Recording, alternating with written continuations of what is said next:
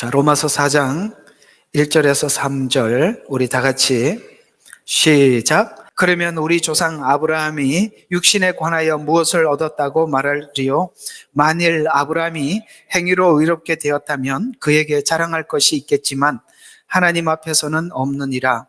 성경이 무엇이라고 말하고 있느냐? 아브라함이 하나님을 믿었더니 그것이 그에게 의로 여겨졌느니라. 이제 일하는 사람에게는 그 보수가 은혜로 여겨지지 않고 빚으로 여겨지지만. 아멘. 여기까지입니다. 로마서가 말하는 대로, 다른 말로 표현하면 성경이 말하는 대로 우리가 구원에 대한 이해를 하지 못하게 되면 구원에 대한 두려움이 있게 되고 부담이 있게 되고 내가 하나님이 원하는 믿음을 갖지 못한다는 것으로 인해서 늘 불안한 마음 때문에 자꾸 누군가가 이 부분에 대해서 잘 설명을 해주고 내가 확고한 믿음을 어떻게 하면 가질 수 있을까라고 해서 우리가 자꾸 그런 것을 구하게 되고 구하다 보면 우리가 잘못된 길로 갈 가능성을 언제든지 가지고 있는 여지를 남기게 되는 것입니다. 로마서를 하고 난 이후에는 여러분들이 구원에 대해서 어떤 질문도 남겨지지 않기를 바라고, 더 나아가서 여러분이 가지고 있는 의가 얼마나 분명하고 확고한 의인지에 대해서도 여러분들이 분명히 인지를 하셔서 이제는 더 이상 이런 문제로 인해서 두려워하지 않고 더 나아가서 주님 오시는 그날까지 우리가 믿음과 생명 가운데 우리 자신을 믿음으로 잘 지켜나가는 그런 자리에까지 서가기를 간절히 바라보는 마음으로 오늘 또 이 말씀으로 여러분들에게 전해보려고 하는 것입니다. 앞으로 이 4장부터는 쉽지 않은 이야기라서 잠깐 딴 생각을 한다던가 잠깐 존다던가 생각이 나왔다 들어갔다 하면 곤란해합니다. 왜냐하면 4장부터는 되게 어렵고 사실 지금 4장 1절부터 쭉 12월 그러니까 5주 준비를 다 해놨는데 사실 어젯밤에 잠을 못 잤습니다. 왜냐하면 이게 항상 쉬운 이야기가 아니기 때문에 그래요. 근데 이걸 여러분들이 반드시 소화하지 않으면 쉬운 이야기가 아니기 때문에 사람들이 속이는 겁니다. 이게 종교 사기꾼들이 속이는 거거든요. 근데 이걸 우리가 정리하기를 귀찮아해서는 안 됩니다. 아무리 어려워도 복습을 하고 또 복습을 해서라도 완전히 여러분 것으로 소화를 시켜 주셔야만이 어떤 미혹과 유혹에도 여러분들이 흔들림 없이 믿음을 굳게 잡고 가게 되는 것입니다. 그런 의미에서 참 어제도 잠을 자려고 애를 썼는데 자다가 또 이렇게 생각을 하고 이걸 어떻게 설명을 해줘야 되나 또 하다가 또 생각하다 잠깐 잠이 들었다 또 일어나서 계속 그런 일들 토요일 날 저녁이 대략 좀 그래요. 그러니까 쉬운 설교 같으면 이렇게 안 하겠는데 이 내용이 제가 아는 만큼 여러분들께 꼭 전달을 해야 되는 이야기거든요. 이게 목사님만 알면 되지 이런 수준이 아니니까 여러분들이 꼭 좀 소화를 시켜달라고 간절하게 부탁을 드리면서 특별히 이 온라인에서 함께 참여하시는 분들 주변의 모든 상황을 다 정리하시고 옆에 벼락 떨어지는 소리가 나더라도 오늘 이 들리는 말씀에 집중하셔서 꼭 함께 들어주기를 부탁을 드리는 마음으로 여러분들의 한 번 더 부탁을 드립니다. 자, 오늘의 주제가 이런 것이죠. 아브라함이 믿었던 믿음이 이것이라는 것입니다. 우리는 이런 생각을 해요. 어떤 생각을 하느냐면 아브라함의 믿음은 내가 근접할 수 없는 독특한 하나님께서 이 인류에 둘도 없는 그런 믿음의 사람이고 나는 나고 아브라함은 정말 특별한 믿음의 사람이다. 이렇게 생각을 설정을 해놓고 나면 하나님은 아브라함에게 주셨던 그런 믿음과 같은 믿음을 마지막 때 달라고 할 거예요. 여러분들에게. 예복이 그거거든요. 그 예복을 입었다는 것은 주님이 주신 믿음을 가지고 있느냐라는 질문인데 그러면 아브라함이 가졌던 믿음과 내가 가졌던 믿음이 다른 믿음이 아니고 같은 믿음이에요. 왜냐하면 로마서가 지금 믿음을 설명을 하기 위해서 잡고 들어온 자가 아브라함이거든요. 그러면 지금 우리에게 믿음을 설명하기 위해서 아브라함을 동원했다면 아브라함이 가졌던 믿음과 내 믿음이 다르지 않다는 이야기가 되는 거거든요. 오늘 우리에게도 아브라함과 같은 믿음을 요구하고 있다는 것이죠. 그러니까 이런 측면에서 차원에서 봤을 때 우리는 지난날 아브라함은 특별한 믿음을 가진 사람이고 나는 그냥 그런 믿음을 가진 이런 정도로 생각을 했는데 이상하게 성경은 믿음을 설명할 때 아브라함을 가지고 설명을 하고 있다면 내 믿음도 아브라함 믿음과 같은 믿음을 하나님이 요구하고 있다는 것을 로마서에서 금방 캐치를 하셔야 돼요. 이거는 지금 다른 이야기가 아니라 같은 이야기이기 때문에 그런 거예요. 그러면 이걸 이렇게 되는 것입니다. 아브라함의 생애 전체를 통해서 설명한 사실, 그건 사실이잖아요. 실제 있었던 인물이고 역사적으로 나온 사람이니까 사실이 로마서에서는 이 아브라함의 생애 속에 있었던 12장부터 26장까지가 아브라함 이야기예요. 그러면은 창세기가 전체가 50장인데 12장부터 26장까지가 아브라함 이야기라면 아브라함 이야기가 대략 14장을 할애하는 거 맞죠? 아무리 수학에 약해도 그거는 압니다. 그렇죠? 그러니까 50장 중에 14장을 할애하고 있다면 이 이야기가 너무 중요한 이야기가 아니겠어요? 그렇죠? 성막 이야기가 성경 전체에 엄청나게 많이 나오고 있습니다. 이런 이야기들을 왜 이렇게 성경은 많이 할애를 하느냐면 그게 너무 중요하기 때문에 그렇습니다. 그러니까 우리가 믿음으로 의롭게 되고 믿음이 성숙하는 과정을 아브라함 생애 속에서 하나님이 이렇게 담아놨단 말이죠. 그런데 이게 지금 시간 12장의 이야기가 무엇이고 15장이 무슨 말이고 16장이 무슨 말이고 17장이 이게 전부 다 사실적인 이야기로 나와 있지만은 이게 우리에게 믿음에 지금 어떤 수준에 와 있는 거냐는 설명을 해주질 않아요. 창세기에서. 그거를 다 조합해서 설명해 주는 게 로마서예요. 그러니까 아브라함의 생애 속에서 하나님께서 12장에는 아브라함의 어떤 믿음을 이야기하고 있고 15장은 무슨 믿음을 이야기하고 있고 이런 것들이 우리가 아브라함 생애 속에서만 보고 있지 이게 지금 어느 수준에 와 있느냐는 창세기에서는 찾을 수가 없는 거예요. 그게 로마서에 와야만이 그게 이렇게 끼어 들어가는 거란 말이에요. 그러니까 우리가 이런 게 있어요. 사람들마다 로마서를 가지고 구원을 정립을 해둔 거 잘했는데 문제가 있다는 거예요. 뭐가 문제가 있냐면 이 로마서를 통해서는 교리적으로 뼈대는 잘 서 있는데 사실을 설명을 하라 그러면 아브라함을 통해서 설명을 해야 되는데 이쪽 설명이 부족하니까 교리로는 약하단 말이에요. 뼈대는 있는데 살이 안 붙어 있으니까 이게 뭔지 모른단 말이죠. 이게 창세기의 아브라함 이야기와 로마서가 같은 짝이 돼서 두 바퀴가 같이 굴러야 되는데 로마서를 가지고 하면 한 바퀴만 구르는 거예요. 그러니까 헷갈리죠.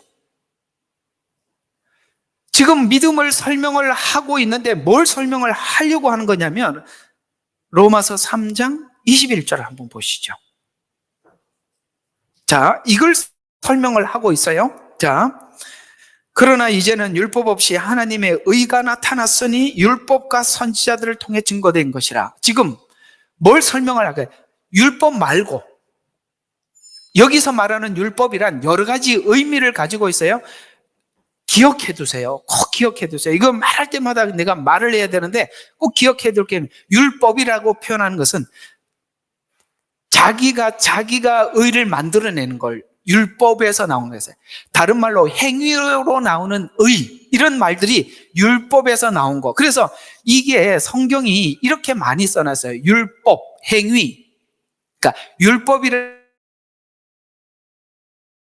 단어, 때로는 행위라는 단어, 때로는 육체 이런 말로 막 풀어놔서 이게 같은 의미를 전달하려고 하는데도 이 단어들을 그런 단어들을 쓰다 보니까 이게 왜 육체가 나오지?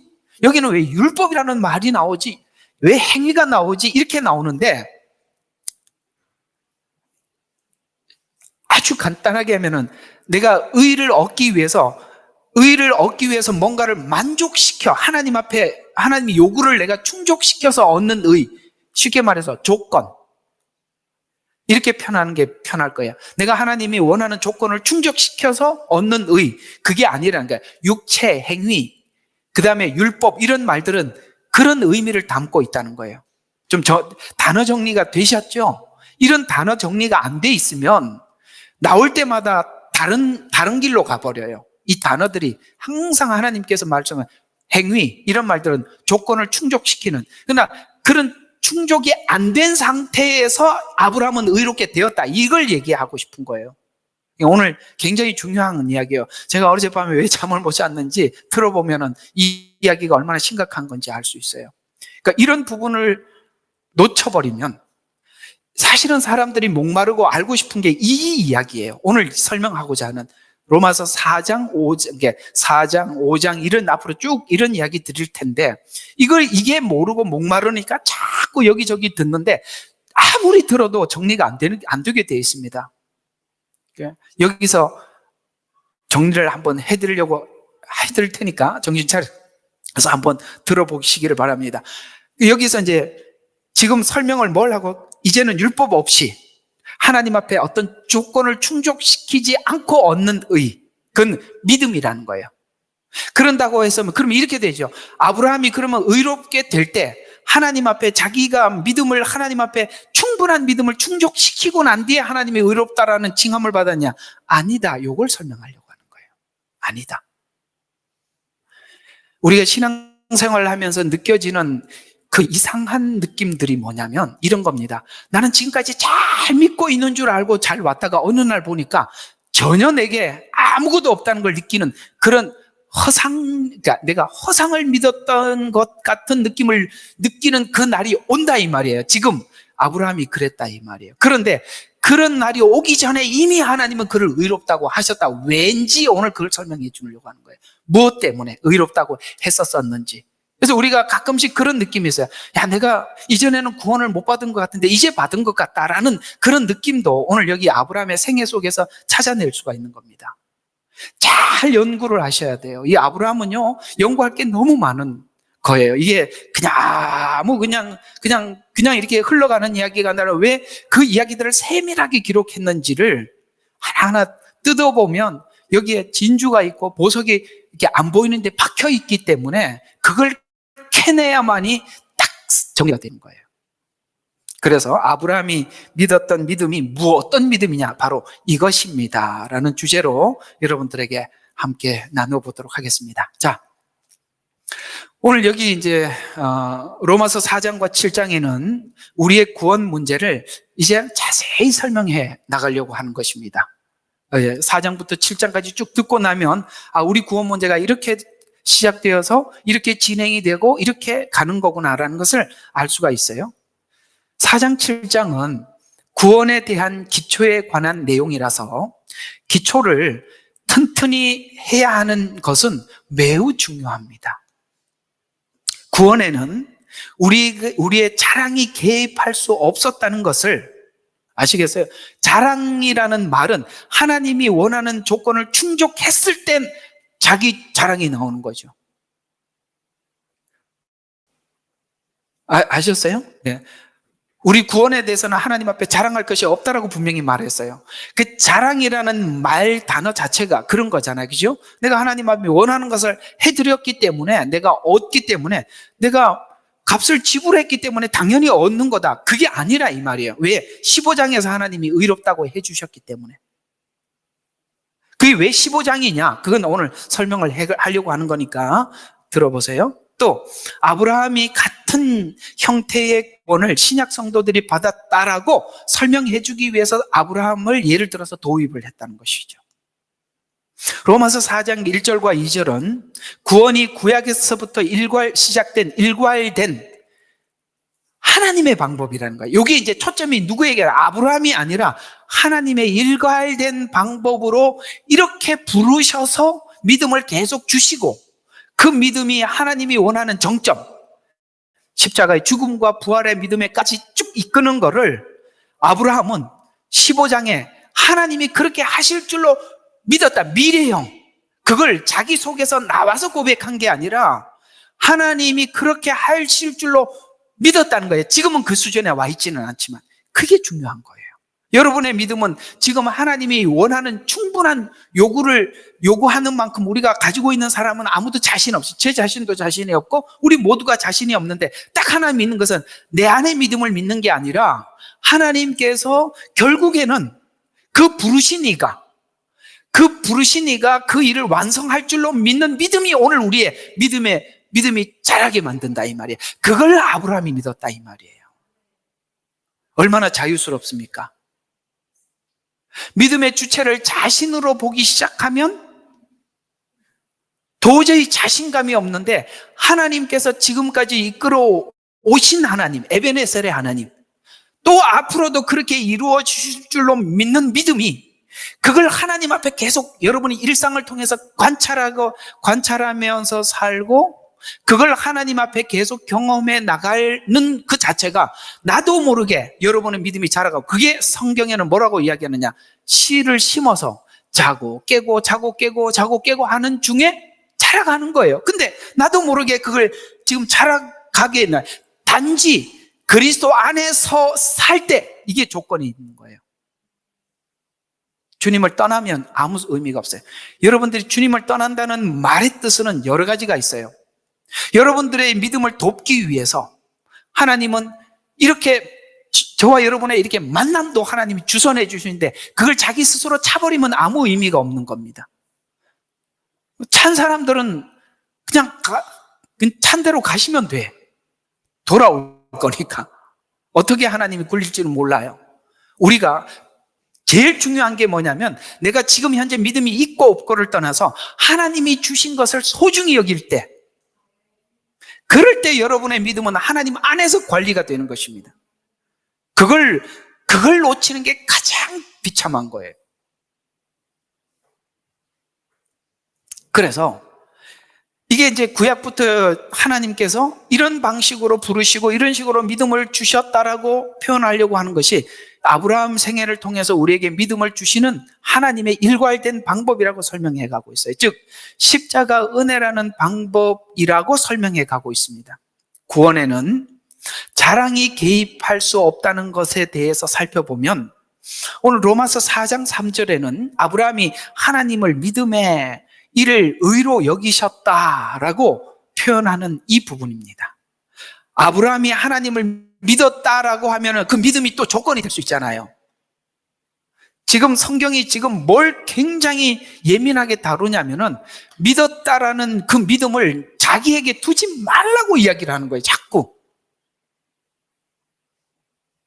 자기에게 두었더라면 아브라함이 하나님을 믿었을 때 자기 믿음이 자랑이 되어야 되는데 아브라함이 자랑이 되지 못했던 이유를 설명해 주고 싶은 거예요. 그래서 아브라함이 하나님을 믿음의 이를 의로 여기셨다라는 이 부분에 대한 이 부분을 잘 이해할 필요가 있어요. 여기에서 우리가 아까 유대인들은 하나님 앞에 왜 버림을 받게 됐죠? 율법을 행위로 구원을 받고 율법으로 하나님 앞에 충분히 행위로 만족을 시켰다라고 하나님 앞에 믿고 있기 때문에 예수님의 구원을 부정하는 거 맞죠? 유대인들은 그래서 부정하잖아요. 자기들은 율법으로 의롭게 될 수 있다고 하는데 예수님이 왜 우리에게 구원자가 필요하냐? 그래서 버림을 받았듯이 오늘 신약에 있는 우리 성도들이 유대인들처럼 그렇게 될 수 있는 것 조건이 뭐가 있냐면은 내 믿음이 나를 구원했다고 생각하는 그 믿음이 유대인들이 버림받은 것처럼 그렇게 버림받을 수 있음에 대한 예민한 경고를 보내고 있는 것입니다.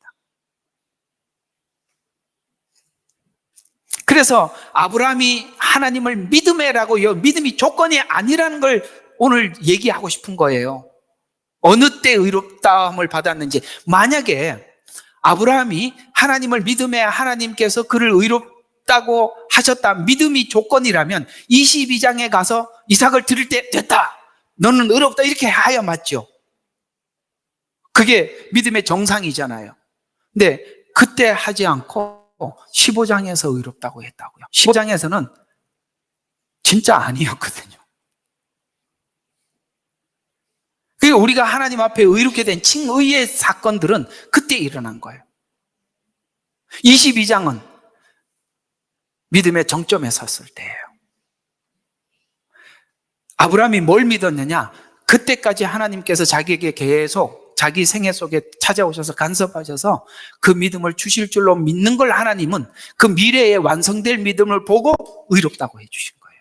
그래서 믿어서 믿고 그 다음에 믿어서 의롭게 되고 의롭게 된 자들을 영화롭게 한다는 영화가 왜 거기 들어가 있습니까?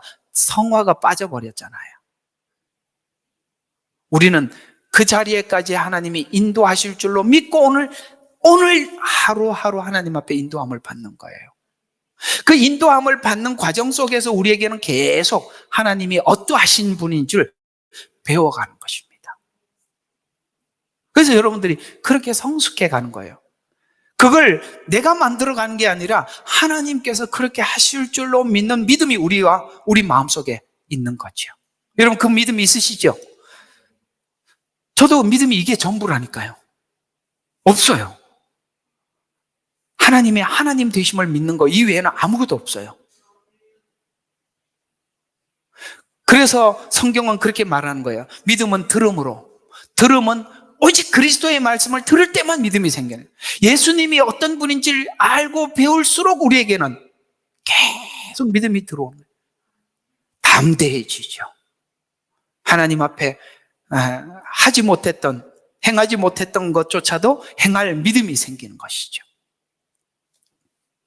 그래서 하나님을 믿어서 구원을 얻었다고 해서 혼선을 가지게 되는데 그 믿음이 조건이 아니라는 걸 설명하기 위해서 그럼 앞에서 4장의 표현이 어떤 관계가 있는가?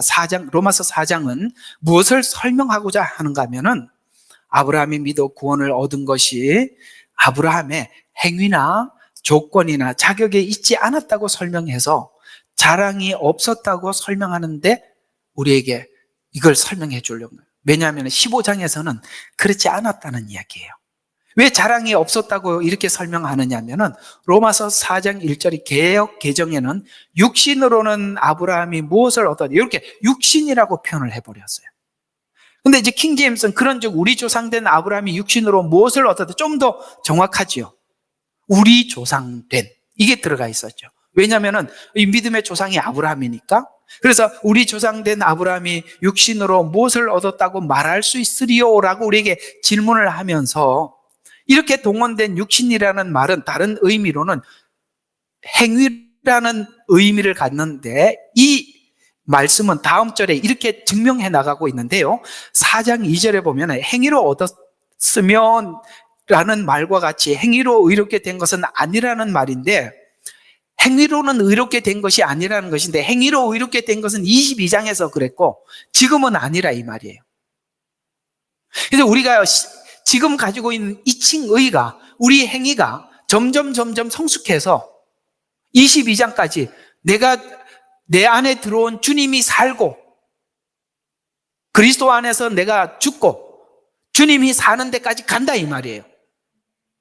이렇게 들어온 그 믿음이 지금은 15장에서는 행위로 의롭게 된 게 아니에요. 행위로 의롭게 된 건 22장이고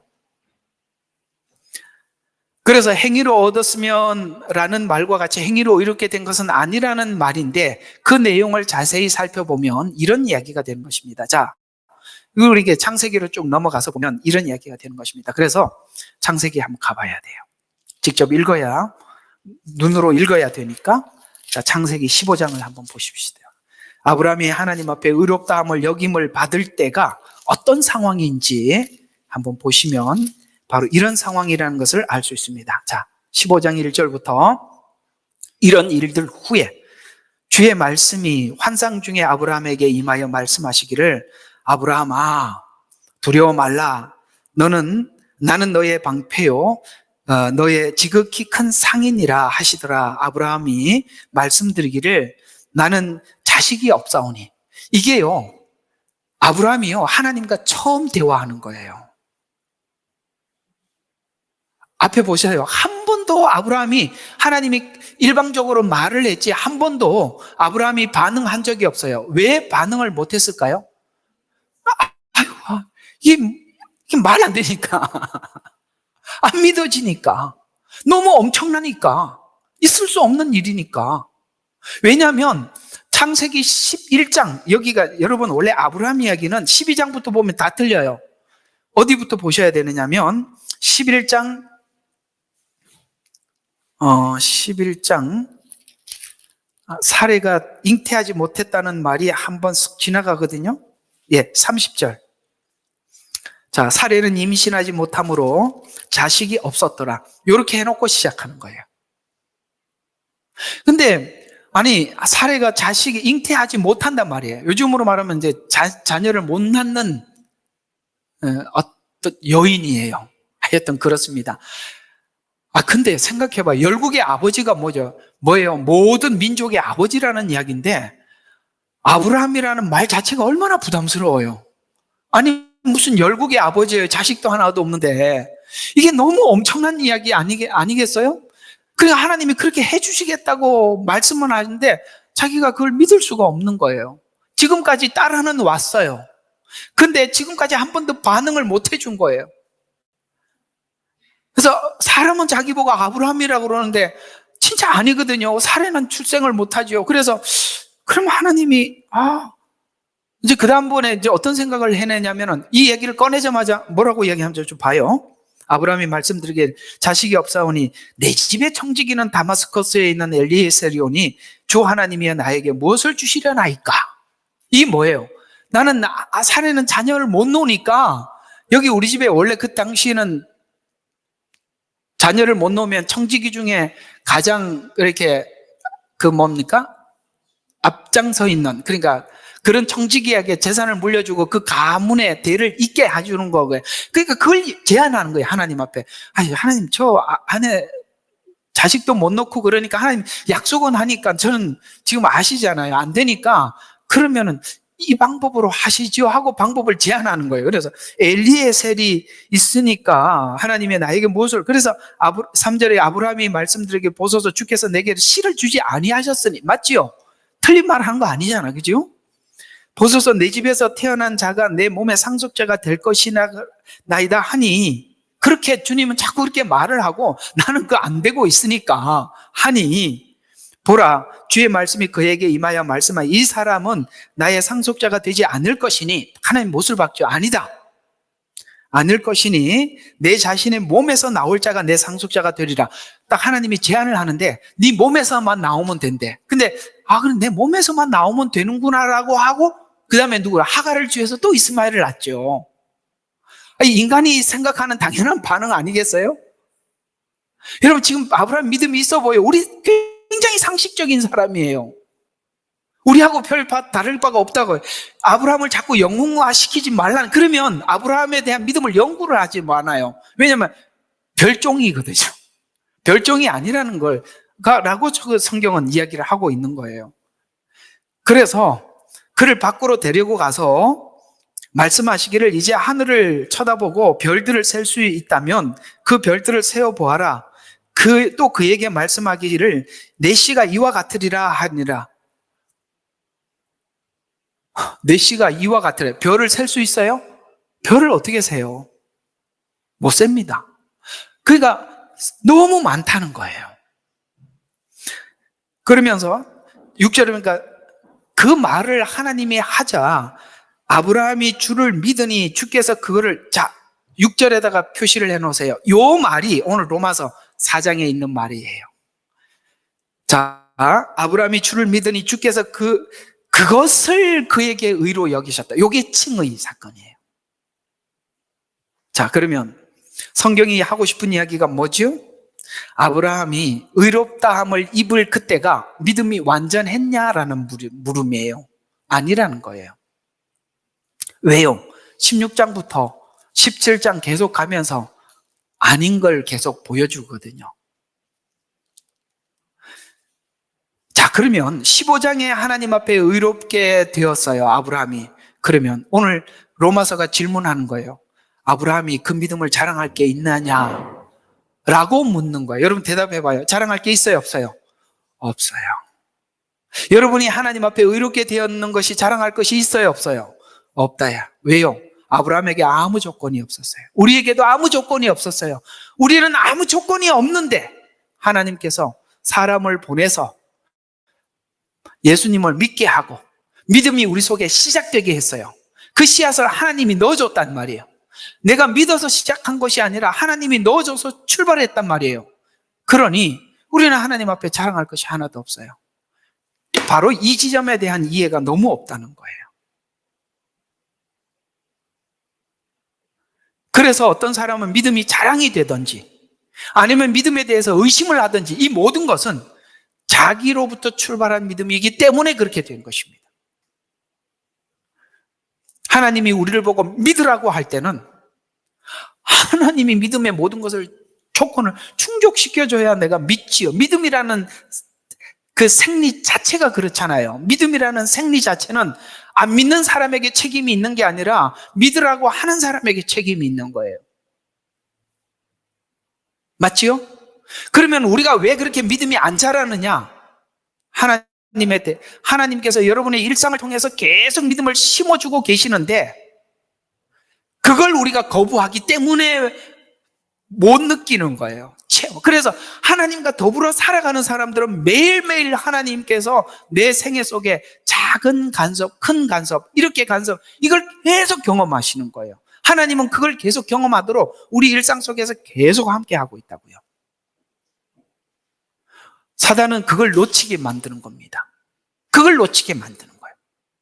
그래서 우리가 믿음이 자라야 하는 그 순간에 그걸 놓치고 자꾸 의심으로 가거나 불평으로 가게 만드는 거예요. 모든 것을 하나님이 주신 긍정으로 보라는 거예요. 고난도 긍정으로 보고 하나님께서 주시는 위로도 긍정으로 보시라는 거예요. 다 긍정으로 보면 하나님께 주시는 모든 게 은혜인데 그걸 누구는 저만큼 주고 자꾸 비교하는 거예요. 누구는 왜 저만큼 주고 저는 저만큼 줍니까? 지금은 우리가 그만큼 크게 줘도 못 감당하니까 조금만 주는 거예요. 아셨어요? 하나님은 계산이 있고 뜻이 있고 있는 거예요. 그래서 오늘 여기 15장에 보니까 믿었으니까 믿어서 의로 여겨졌다는 이 말은 무슨 말이냐면 아브라함이 무엇을 믿었다는 말인가? 오늘 여기 로마서가 아브라함이 하나님을 믿으니 그것을 의로 여기셨다라고 말하는 이 아브라함이 뭘 믿었다는 말이냐면은 아브라함은 자식도 없고 약속을 이룰 조건이 전무한 상태에서 믿었던 믿음이 하나님께서 없는 것을 있게 하신 것처럼 죽은 자를 살릴 것을 믿었다라고 말하고 있어요. 아셨어요? 없는 것을 있게 한다. 뭐가 없었죠? 아브라함에게 믿음이 없었어요. 아셨어요? 아브라함에게 믿음이 없었어요. 근데 그 믿음을 하나님이 주실 줄로 믿었어요. 그 믿음이 어느 쪽으로 가냐면은 인간이 이성으로는 절대 넘어갈 수 없는 죽은 자가 살아난다. 이거는 우리 이성 속에는 없는 거니까 죽음은 끝인데 죽음 이후의 부활은 하나님을 믿는 믿음으로서만이 오는 거니까 그걸 하나님께 이삭을 드림으로써 하나님 앞에 자기 믿음을 표현한 것입니다. 여러분, 우리가 예수님이 내 죄를 대신해서 죽으시고 그 다음에 우리를 의롭다 하기 위해서 다시 살아난 것을 믿는 믿음이 아브라함이 이삭을 드린 그 지점이에요. 이걸 누가 설명해서 믿을 수 있겠어요? 누가 아무리 설명을 잘한다고 믿겠어요? 이거는 성령 안에서 서로 간에 교감이 되지 않으면 절대로 하나가 될 수 없는 겁니다. 이 작업을 하나님이 하시고 계시고 결국엔 이 작업을 하나님께서 완성하셔서 그 믿음을 갖게 될 것을 아브라함은 지금 미래형으로 믿는 거예요. 왜냐하면 하나님이 그걸 하실 거니까. 근데 실제 하나님이 하시기도 하셨고 아브라함은 하나님이 하신 대로 따라가서 근데 그게 따라갈 때마다 그는 긍정적으로 하나님 앞에 훌륭한 믿음을 보여서 그 자리에 간 게 아니라 계속 반대로 가서 확인하고 반대로 가서 확인하고 우리가 대략 그렇지 않았었나요? 반대로 가다가 저쪽이네 하고 이렇게 보고 반대로 가다가 저쪽. 이런 일들이 얼마나 많아.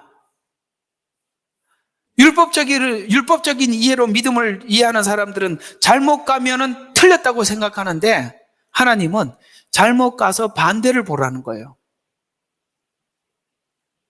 이해가 가세요? 우리가 이렇게 얻은 게 얼마나 많습니까? 그래서 예수 그리스도 안에서는 좌절과 절망도 하나님께서는 결국 믿음으로 되돌려 주시는 거예요. 그러니까 예수 안에는 아무것도 버릴 것이. 그래서 예수 그리스도 안에는 정죄함이 없나니. 그래서 하나님 안에 일어나는 모든 일들은 우리에게 풍성한 은혜와 믿음으로 다가주시는 거예요. 왜냐하면 아브라함이 그 이후부터 15장 이후부터 이제는 막 믿음이 그냥 막 완전히 막 정상에 서서 하나님 앞에 정말 기뻐하는 사람이 되고 항상 기뻐하라, 뭐 쉬지 말고 기도하라, 뭐 그렇게 사는 게 아니라 이 말이에요. 하나님께서 그런 작업들을 하고 계시는데 누가 하나님이 기뻐하는 자녀가 되느냐? 꼭 자식들도 틀린 길로 갔다가 아니구나 하고 돌아오는 자식들을 보면 부모가 항상 걱정이죠. 쟤 저렇게 살다가 분명히 저 지점에 가서 돌아올 텐데 그때까지 낭비할 게 엄청나게 많은데 안타깝다. 아무리 말을 해도 안 듣고. 꼭 보면은 자식들도 키워보면 하나님 그래서 자식을 준 거야. 키워보면 여러분 진짜 유익되는 말은 하나도 안 듣고, 그죠? 이게 진짜 지인한테 필요한 건데도 그런 얘기들은 싫어하고 꼭 안 되는데 가서 돌아갔다 와서 잘못했네. 그게 시간이 너무 오래 걸려요. 쳐다보는 게 너무 고통스럽단 말이에요. 쳐다보는 게. 그래서 제가 이렇게 흰머리가 난 거 아니겠습니까?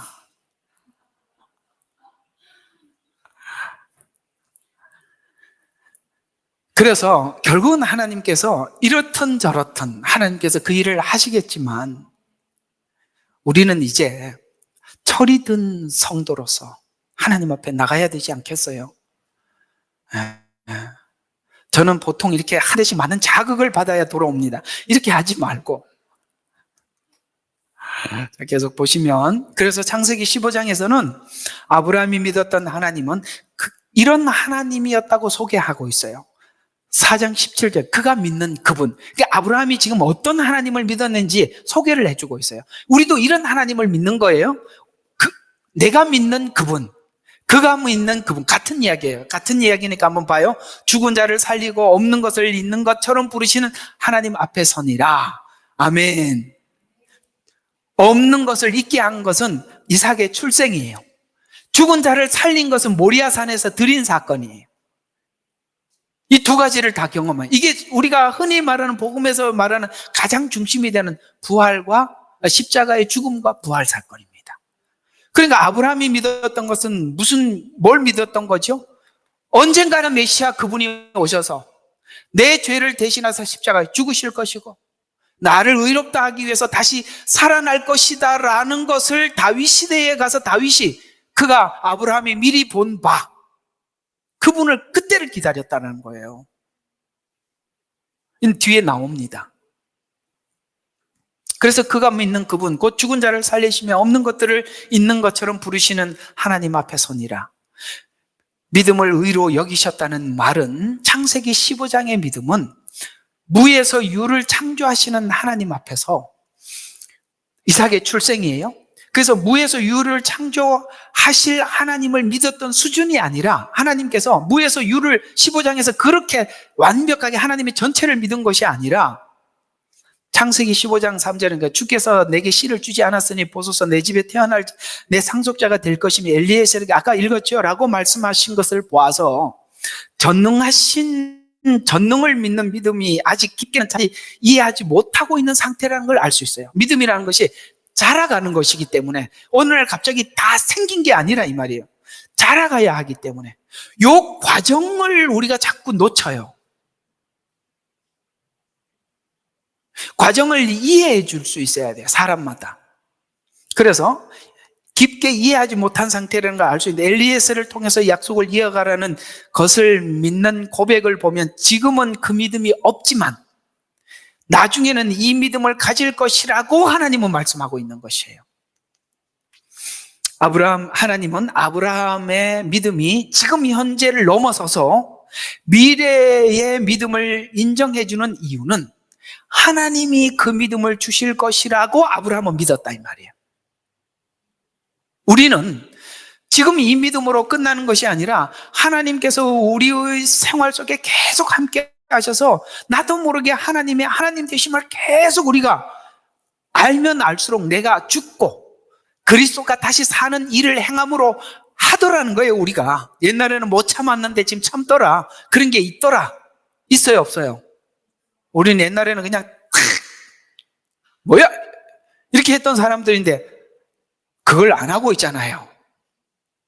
그게 뭐냐면 바로 하나님이 어떤 분이 주 안에 죽고 죽는 것이 얼마나 복된 건지 아는 거예요. 왜?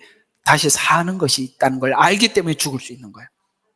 그걸 하나님이 자네들 가르쳐주고 있다는 거예요. 그걸 지금 아브라함은 믿더라라는 이야기입니다. 이 지점이 바로 아브라함이 믿었다라는 말의 핵심이에요. 그래서 여러분들이 하나님 앞에 완전한 믿음을 가지고 가려고 하는 게 아니라 하나님이 하나님 되심을 믿으며 사는 그게 믿음이라는 거예요.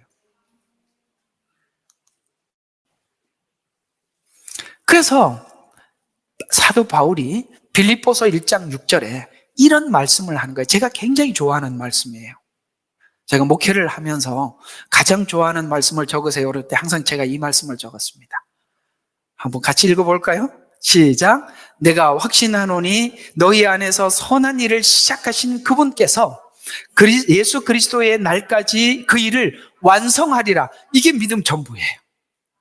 내 안에서 착한 일을 세상 가운데, 죄 가운데, 죽음 가운데 이게 있는 줄도 모르고 산 우리들을 부르셔서 믿음을 주시고 오늘까지 이르게 하신 하나님께서, 이렇게 착한 일을 시작하신 하나님께서 그리스도의 날, 주님께서 다시 오시는 그날까지, 재림이든 내가 먼저 하나님 앞에 개인적으로 주님 앞에 가든 그 날은 모두에게 주님을 만나는 날이겠죠. 그날까지 하나님 그 일을 완성하시리라 라고 사도 바울은 오늘 아브라함의 생애를 통해서 그 믿음을 완성해 주신 것처럼 나에게도 그런 일이 있을 것이라 라고 믿고 고백하는 것입니다.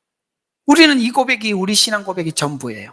내 안에서 착한 일을 시작하신 그분, 주님 오시는 그날까지 완성하리라 라는 것에 대해서 아멘, 이게 믿음의 전부입니다. 그러면 이 믿음은 내 안에서 나온 것이 아니라 그분이 주시는 거죠.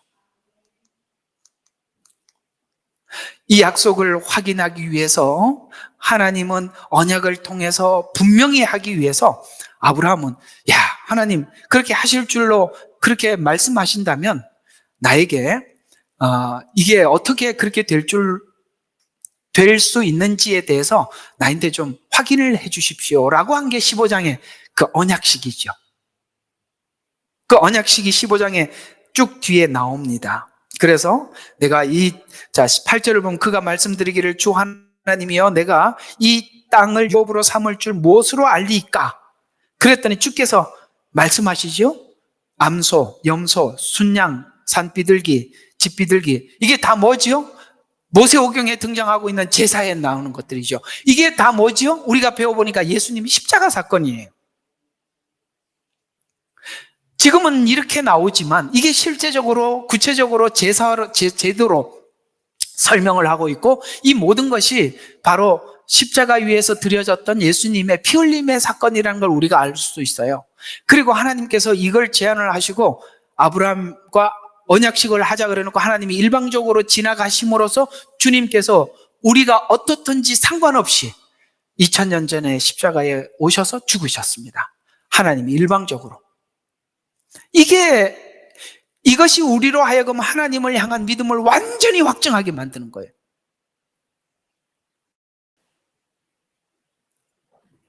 우리가 가지고 있는 믿음은 이게 전부예요. 그래서 아브라함과 하나님 사이의 약속을 확인하기 위해서 아브라함에게 제사와 제물을 통해 무엇으로 알 수 있습니까? 라고 했더니 17절, 그러니까 쪼개 놓은 횃불 사이로 불이 지나가더라 라고 하면서 하나님이 일방적으로 그 약속을 성취하셨어요. 우리가 부르지도 않았는데 어느 날 주님은 이 땅에 오셔서 우리가 알지도 못하는 사이에 십자가에 죽으셨어요. 아브라함의 믿음이 성숙해지는 과정을 보면, 창세기 15장의 현실을 보면 아브라함이 확답을 받고도 믿음이 없었어요. 그래서 16장에서는 이스마엘을 낳고 17장에 가서는 99세 때 하나님께서 이제 실수를 하자 다시 나타나셔서 하신 말씀이 이런 말씀을 하셨어요. 17장 1절과 2절에 보면 주께서 아브라함에게 나타나셔서 그에게 말씀하시기를 나는 전능하신 하나님이 내 앞에서 행하라. 그리고 너는 완전해라. 내가 너와 너 사이에 내 언약을 세우며 너를 심히 번성케 하리라. 우리가 뭔가가 우리의 실수가 보고 나는 진짜 아닌가 봐. 오늘 이런 16장의 이런 실수들을 우리가 늘 한단 말이에요. 그런데 하나님이 찾아오셔서 걱정하지 마라. 내가 완전하다. 그러니 너도 완전해라. 주님이 완전하대. 그러니까 우리는 완전을 놓았다가 다시 붙잡을 수 있는 이유가 하나님이 완전하시니까. 우리는 그 완전을 놓지 않고 갈 수가 있는 사람이 되었다는 거예요. 이건 누가 세상 사람들이 가능한 일이겠어요? 우리는 그리스도 안에만이 이 일이 가능한 일이에요. 그래서 내 언약을 세우면서 너를 심히 번성케 하리라 라고 하면서 보라 내가 너와 더불어 언약을 세우리니 너는 많은 민족의 아비가 되리라. 너는 내 이름을 더 이상 아브라함이라고 부르지 말고 아브라함이라고 하리라. 이때 이제 이름이 개명이 돼요. 야곱이 이스라엘이 되고,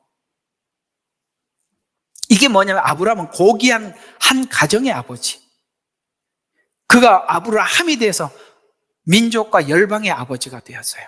우리는 나를 위해서 사는 인생이었어요. 나만을 위해서. 네, 이제는 하나님이 보는 세상을 보게 되어서 열방의 아버지가 되었어요. 만민들에게 복음을 전파하라. 이걸 우리가 받아들이게 됐다는 거예요. 그래서 우리는 지난날 우리의 인생의 설계의 목적이 아브라함이었다고요. 자기를 위해서 사는 인생이었어요. 그러나 우리는 이제는 주님의 마음을 가지게 되어서 아브라함이 되었어요. 영혼들을 보면 복음을 전하고 싶은 마음이 생기고 주의 영광을 위해서 함께 걸어가는 하나님의 종이 되고 싶은 것이죠. 여기서 확인하는 것은 내가 내 언약을 세우리라는 이 단어입니다. 여러분, 언약은 두 사람이 해야 되잖아요. 근데 한 사람을 세워놓고 자기가 자기 언약을 세운다는 거예요. 자, 기가 막히죠? 그러면서 영원한 하나님이 되리라. 그래서 이걸 쭉 보면, 언약식을 쭉 보면은 뭘 느낄 수가 있냐면은 아브라함과 합의를 하지 않아요, 하나님이. 그래서 하나님이 일방적으로 통지를 하고 통고를 하고 그냥 의지로 자기 일방적으로 해버리는 거예요. 그걸 아브라함이 믿었다는 거예요. 여러분, 우리는 그걸 믿는 거예요. 우리가 죄인 되었을 때, 우리가 하나님 앞에 요구하지도 않았을 때 이 땅에 오셔서 우리 죄를 위해서 십자가에 죽으시고 부활하신 그 하나님, 우리는 그렇게 우리를 사랑한 하나님에 대해서 조금도 의심하지 않습니다. 이것이 아브라함이 믿는 믿음이었고 하나님이 시작한 일이었습니다. 아브라함은 중간에 넘어지지만 하나님이 이루실 줄로 아는 믿음이 아브라함에게 있었다는 말입니다. 아브라함의 현재 믿음을 보고 하나님께서 아브라함의 믿음을 인정하거나 결정한 것이 아니라 하나님이 이루실 줄로 믿었다. 이것이 아브라함의 믿음입니다. 이제 아시겠어요? 아브라함이 하나님을 믿으니 의로 여기셨다는 것은 믿음이 조건이 아니라는 것이.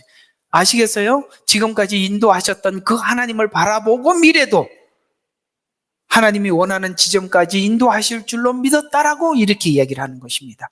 그래서 우리는 구원의 은혜가 하나님의 전폭적인 하나님의 은혜라고 믿는 거예요.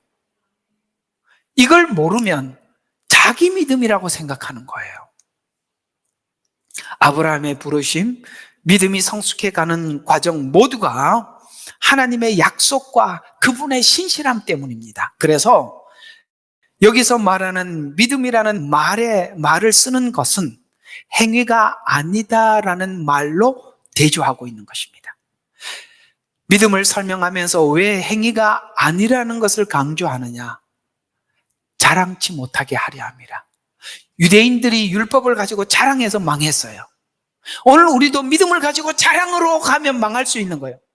그래서 우리가 모든 성도들의 믿음을 자꾸 네 믿음이 더 세냐, 믿음이 이런 이야기들을 어떻게 하느냐면, 내가 누구하고 경쟁이 붙어서 오해가 가서 트러블이 생겨서 서로 기도를 했는데 내 기도를 들어서 하나님이 그 사람이 한 방 두들겨 패는 걸 보니까 내가 옳아서, 이런 이야기들만 하고 앉아서 참 기가 막히는 이야기들.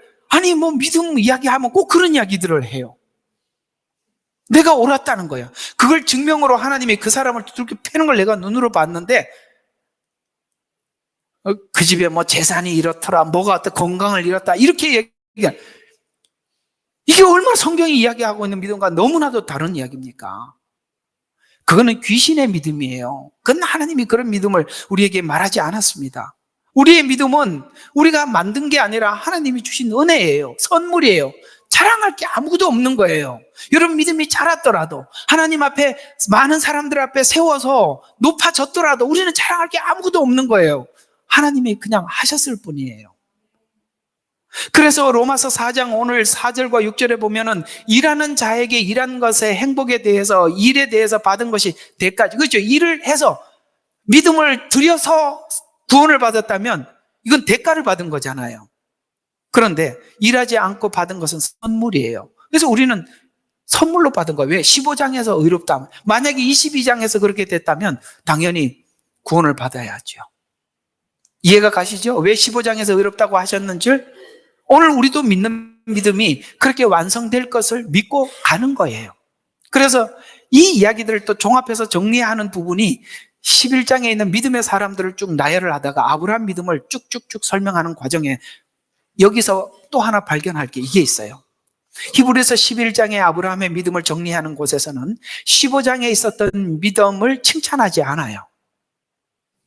아브라함의 믿음을 칭찬하는 쭉 장면들이 나오는데 15장의 믿음은 11장에서, 히브리서 11장에 칭찬으로 나오지 않아요. 왜냐하면 이게 자랑이 아니라고 암시하고 있는 것입니다. 칭의의 믿음은 자랑도 아니고 성화도 자랑이 아닙니다. 왜요? 그 은혜 때문에 우리가 변해간 것이기 때문에 22장도 자랑이 아니라는 거예요. 그래서 하나님이 원초적으로 뭘 차단한 겁니까? 자랑을 차단한 겁니다. 자라나고 변화되어 가는 것도 지속적인 하나님의 신실함 때문이다 라고 성경은 말하고 있어요. 아브라함이 하나님을 믿었다는 것은 이 다윗이 한 번 더 아브라함의 믿음을 밝히 드러내고 있는데요. 로마서 4장 7절과 8절에 보면 다윗도 말하기를, 이게 이제 다음번에 나올 이야기입니다만은, 다윗도 말하기를 죄악을 용서받고 죄들을 가려진 사람은 복이 있고 주께서 죄를 인정치 아니할 사람은 복이 있도다라고 설명하고 있어요. 그러면서 우리는 예수를 믿어서 구원을 얻고 회개하여 죄사함을 받는데, 이렇게 우리는 그렇게 배웠죠. 예수를 믿어서 구원을 받고 회개해서 죄사함을 받는다, 이렇게 보통 배워왔단 말이죠. 아주 간단하게 이렇게 보통 배웠죠. 예수를 믿으면 구원을 받고 회개하면 죄사함을 받습니다, 이렇게 배웠죠. 여기 얼마나 함정이 있냐면, 그러면 구원이 내 믿음이 원인이 되고 회개의 결과가 구원이 되는 거예요. 근데 이게 얼마나 기가 막히는 이상한 궤변인지 아십니까? 한번 그 궤변을 정리해 볼까요? 성경이 말하는 인간이 하나님께 지은 죄를 용서받는다는 것은, 자, 한번 보십시다. 회개해서 용서를 받았다면, 자, 맞습니다. 회개해서 우리가 용서를 받는 건 맞아요. 근데 요건 결과는 조금만 이야기하는데, 자, 이렇게 되는 겁니다. 그러면 하나님 잘못했습니다라고 하면 하나님은 무조건 용서를 하는가라는 문제에서 봐야 돼요. 용서는 상대방한테 받아내는 거지 내가 하면 다 된 겁니까? 우리가 옛말에 그런 말이 있죠. 뭐 줄 사람은, 그런 속담이 뭐죠? 뭐 줄 사람은 생각도 안 하는데 김치국물부터 마신다는 말이 있잖아요. 맞아요. 떡 줄 사람은 생각도 안 하고 있는데 김치국물 마셔. 회개하면 용서를 다 받느냐? 이렇게 질문을 해가 봐야 돼요. 그러면 용서해 주십시오. 회개하면은 용서가 조건이 아니라 이렇게 되는 겁니다. 내가 용서를 받았다면 용서하는 사람이 자비롭기 때문입니다. 맞지요? 우리는 상대방을 놓쳐요. 내가 했다는 거야. 그러면은 회개가 구원의 조건이 또 되는 거죠.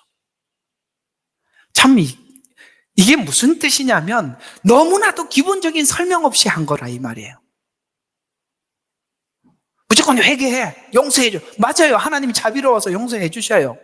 근데 이게 회개라는 것은 인지가 중요한 거예요. 회개하는 사람이 인지를 해야 돼요.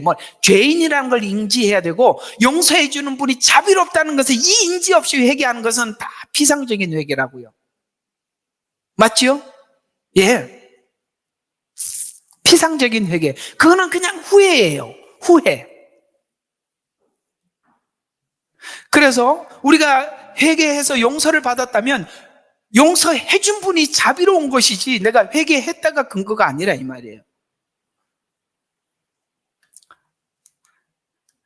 그래서 이 부분이 미묘한 차이에 대해서 잘 이해하지 못합니다. 이 미묘한 차이가 구원의 주체를 자기로 정하든지 하나님으로 정하든지, 그래서 우리가 하나님으로 정해놓으면 자비로움으로 가는데, 자기로 정해놓으면 회개했습니다, 믿었습니다로 가는데, 그게 하나님과 아무 상관없는 믿음이 될 수도 있다는 거예요. 실제 현대 많은 분들이 그렇게 이해를 하고 있다는 거예요. 그건 성경에서 이야기하는 것과 다릅니다.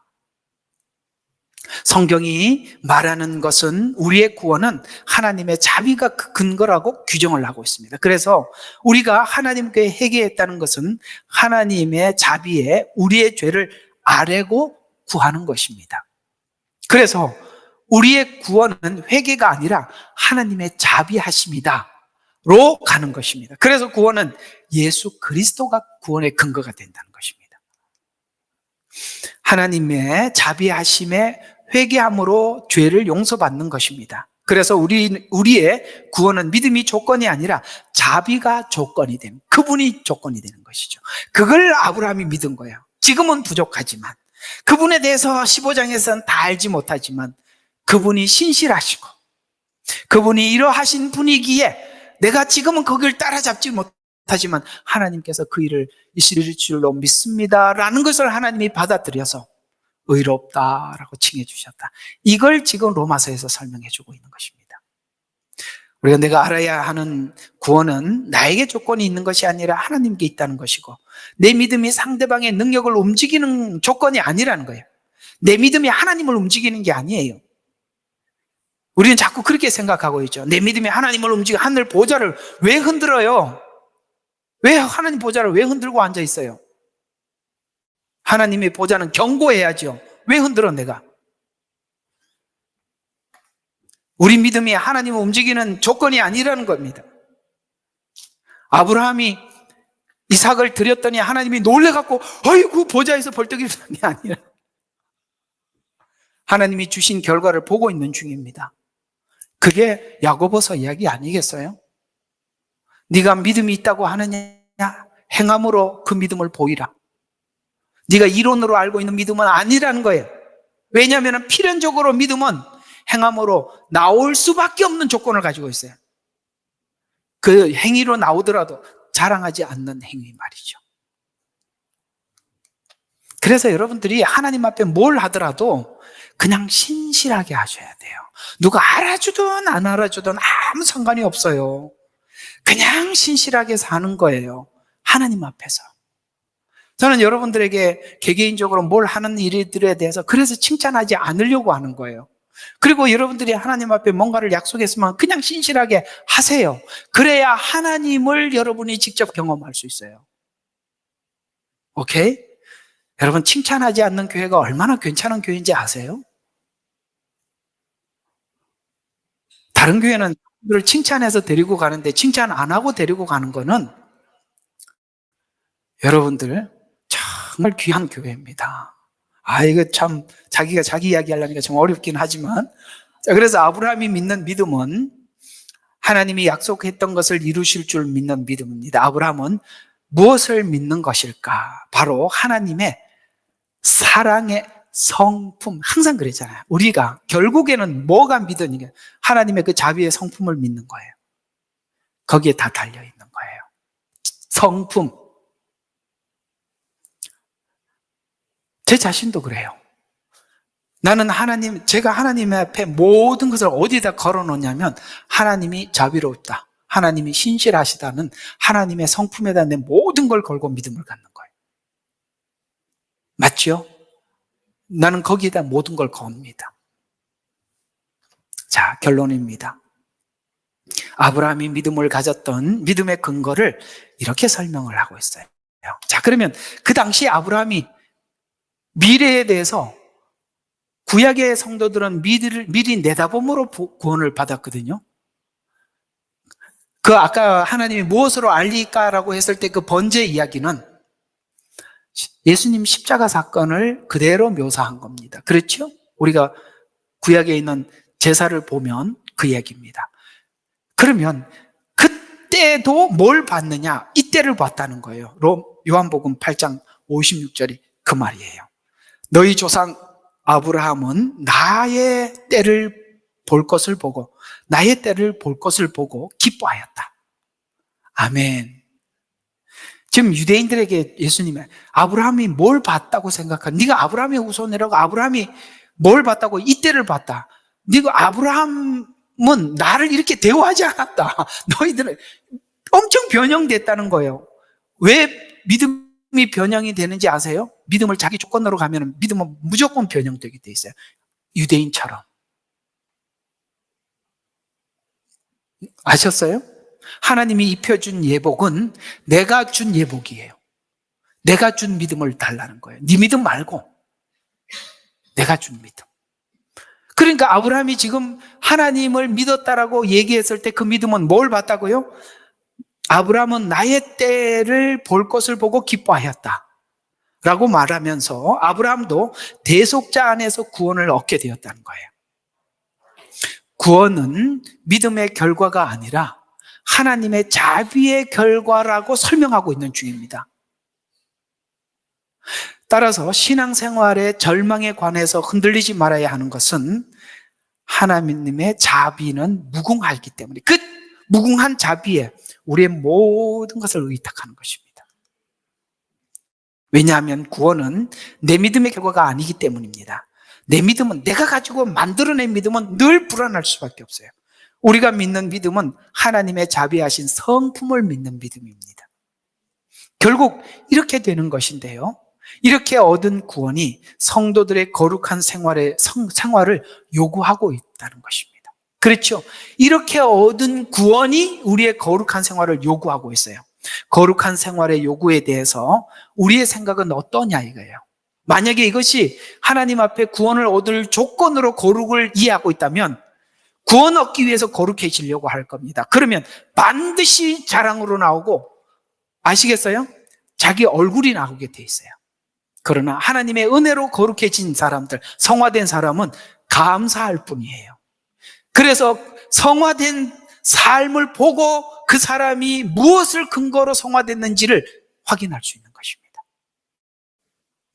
그래서 주님은 이 말이 드디어 그저 마음속 뼈속 깊이 들어오는 거야. 거룩한 생활의 요구에 대해서 하나님이 이렇게 말하잖아요. 내가 거룩하니 너희도 거룩해라. 내가 자비하니 너희도 자비로워라. 오리를 가자면 십리를 가고 왼뺨을 들면 오른뺨을 돌려대는 이 자비로움은 이 은혜를 아는 데서만 나오는 거예요. 그렇지 않으면 전부 다 내 믿음 따라와. 나는 믿음이 좋은데 너는 뭐야? 이렇게 해야 나온단 말이에요. 그래서 교회는 믿음이 성숙해도 자랑할 것이 없고 낮아져서 섬길 줄 아는 그게 하나님이 주신 믿음으로 간 사람들의 열매라 이 말이에요. 그래서 성화에도 우리에게 그 하나님의 자비로운 성품에다 이렇게 섞어서 우리에게 내가 하나님의 자비하심으로 너희에게 권하노니 라고 하는 우리가 정말 율법에서도 있지 않는 엄청난 요구들을 하는데 아멘 하는 이유가 이 자비로운 은혜 안에서 우리가 변화된 믿음이 된 우리들이기에 사람들을 축복해주고 권면해주고 기도해주고, 아시겠어요? 있을 수 없는, 율법에서도 없는 이런 요구들에 대해서 예 하고 하는 겁니다. 정리가 되셨어요? 그겁니다. 아직도 원인과 결과라는 법칙에서 구원을 찾으려고 하면 조금 더 헤매셔야 될 겁니다. 성경은 원인이 없는데 결과가 너무 엄청나서 도대체 이게 뭔가 하고 들어가 봤더니 하나님이 하신 일이라, 이렇게 설명을 하고 있는 거예요. 여러분들에게, 여러분과 제게 무슨 원인이 있었어요? 아무것도 없었어요. 은혜일 뿐입니다. 기도하겠습니다. 하나님, 고맙고 감사합니다. 오늘은 아브라함이 하나님을 믿었더니 그것을 의로 여기셨다는 이 말씀이 주는 엄청난 은혜에 대해서 우리 함께 나누어 보았습니다. 주님, 세상은 의롭게 되기 위해서는 이렇게 해야 한다, 저렇게 해야 한다, 회개를 이렇게 해야 한다, 저렇게 해야 된다라고 주장하지만, 하나님, 회개는 내 속 깊은 곳에서부터 내 자신이 누구인지, 하나님이 어떤 성품을 가진 분이신 줄 아는 데서부터 자연스럽게 흘러나오는 은혜인 것입니다. 그것이 회개케 하고, 그것이 우리 자신을 변화시키고 새롭게 해서 하나님 앞에, 오늘 창세기 22장에 아브라함이 이삭을 드렸던 것처럼 십자가 위에서 내가 죽고 그리스도가 다시 사는 은혜가 우리 각자에게 있게 되는 줄로 믿습니다. 하나님, 이 믿음 안에서 우리가 시작되게 해주시고 자라갈 수 있도록 축복하여 주시옵소서. 예수님 이름으로 기도합니다. 아멘. 예레미야의 눈물은 시대에 맞는 말씀 선포와 변질되지 않은 순수 복음을 외치고 있습니다. 함께 연결되어 하나님께 예배드리며 이 마지막 때에 하나님께 쓰임받길 원하시는 분은 카카오 채널로 연락주시면 연락드리도록 하겠습니다. 고정 댓글에 채널 경고와 착제에 대비한 예비 채널과 제2채널 링크를 올렸습니다. 이 채널 또한 구독 부탁드리겠습니다. 감사합니다. 우리는 역사상 가장 중요한 시점을 지나고 있습니다. 하나님께서는 하나님의 일을 하시기 전에 사람을 준비시키셨음을 우리가 알고 있습니다. 하나님 말씀은 마지막 때에 대추수, 대부흥의 때가 있다고 분명히 예언하고 있습니다. 아멘. 하나님의 말씀이 그대로 성취될 것을 믿습니다. 예레미야 눈물은 잠자는 교회와 영혼을 깨우기 위해 노력하고 있습니다. 이 가슴 뛰는 일에 함께 하길 원하시는 분은 카카오 채널로 연락 주시기 바랍니다. 당신은 위대한 하나님의 사람입니다.